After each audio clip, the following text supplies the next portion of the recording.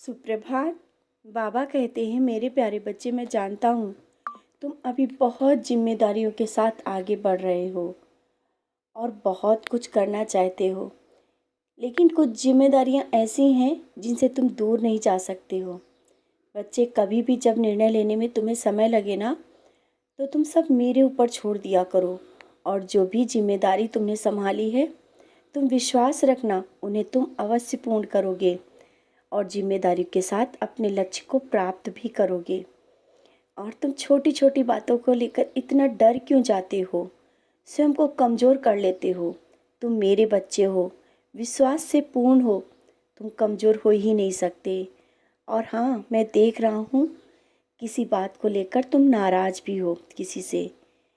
बच्चे, हाँ जानता हूँ तुम्हें किसी की बात अच्छी नहीं लगी, लेकिन तुम मेरे बच्चे हो, माफ़ करना सीखो। और जो ये सब तुम्हारे सामने आया ना, ये तुम्हारे लिए सीख है।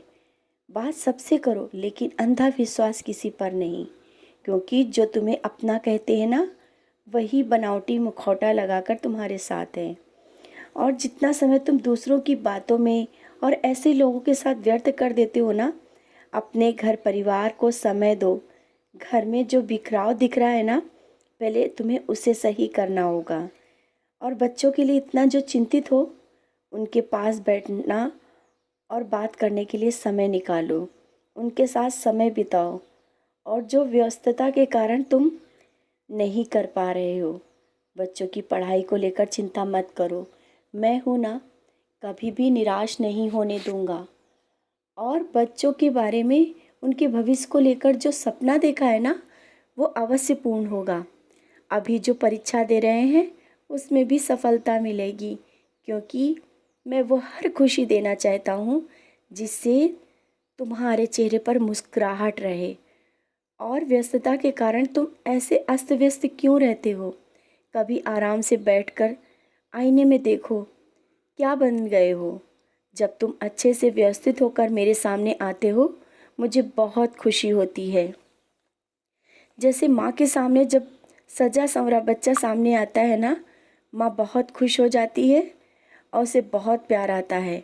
वैसे मैं तुम्हें हमेशा मुस्कुराते हुए और व्यवस्थित देखकर बहुत खुश होता हूँ। जानता हूँ सबका ध्यान और जिम्मेदारियों के कारण तुम स्वयं को भूल जाते हो, इसीलिए मैं याद दिला देता हूँ। मैं तुमसे अत्यधिक प्रेम करता हूँ। जिस तरह तुम मुझे निस्वार्थ भक्ति करते हो ना, मैं तुम्हारी इसी निस्वार्थ भक्ति से बहुत प्रसन्न हूँ। और घर में अभी किसी की बीमारी को लेकर जो परेशानी चल रही है ना, जल्दी ही वह समस्या का समाधान हो जाएगा।